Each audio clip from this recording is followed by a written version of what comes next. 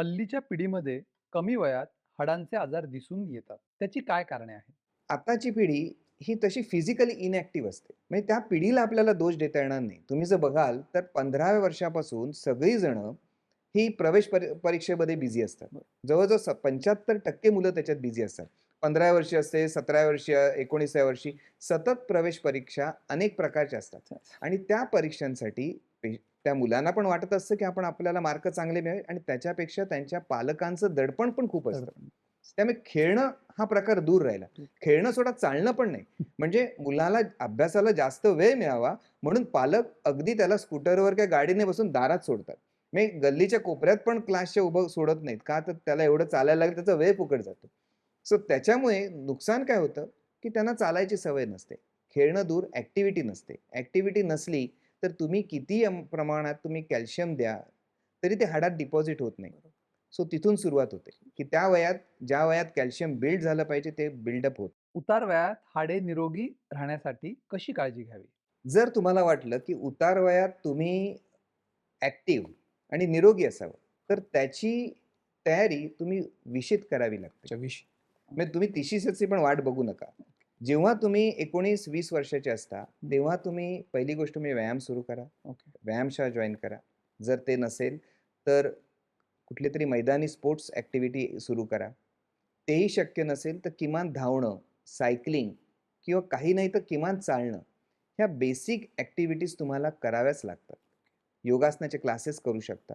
कारण ते केलं, तर तुमचे जे सांधे आहेत ते लवचिक राहतात, स्नायू बळकट राहतात आणि सर्वात महत्त्वाची गोष्ट हाडं मजबूत होतात. कारण त्या वयात 20 ते 30 पर्यंत आम्ही आमच्या शास्त्राप्रमाणे म्हणतो, की हाडामध्ये कॅल्शियम डिपॉझिशन हे मॅक्सिमम होत राहतं. सो जर तुम्हाला हाडं मजबूत करायची असतील, तर तुम्हाला 20 ते 30 मध्येच मेहनत करून आणि अन्नात कॅल्शियमचा सप्लाय ठेवून हाडं मजबूत करता येतात. ट्रॉमा सेंटर म्हणजे काय? ट्रॉमा सेंटर म्हणजे काय असतं? तर जेव्हा पॉलीट्रॉमा पेशंट येतो. पॉलीट्रॉमा म्हणजे काय? जेव्हा एखाद्या पेशंटला एकापेक्षा किंवा दोनापेक्षा जास्त फ्रॅक्चर्स होतात. त्यांना कधी-कधी हेड इंजुरी असते, छातीच्या पिंजऱ्याला इंजुरी असते, ओके. पोटाच्या अवयवांना इंजुरी असते. त्याला पॉलीट्रॉमा पेशंट म्हणतात. हे जेव्हा पेशंट येतात, कधी-कधी आमच्याकडे मास कॅज्युअल्टी येते. मास कॅज्युअल्टी म्हणजे काय? एक गाडी कुठेतरी ठोकली जाते आणि त्यातले चारीच्या चारी माणसं येऊन एकाच वेळी हॉस्पिटलमध्ये येतात. किंवा एखादी बस कुठेतरी खड्ड्यात पडल्यानंतर 15 लोकं जखमी होऊन हॉस्पिटलमध्ये येतात. आता हे एक तर मास कॅज्युअल्टी येते. ॲट द सेम टाईम प्रत्येकाला पॉलीट्रॉमा असतो. बरोबर. सो ह्यांना सगळ्यांना स्टेबिलाइज करायला you need a trauma centre.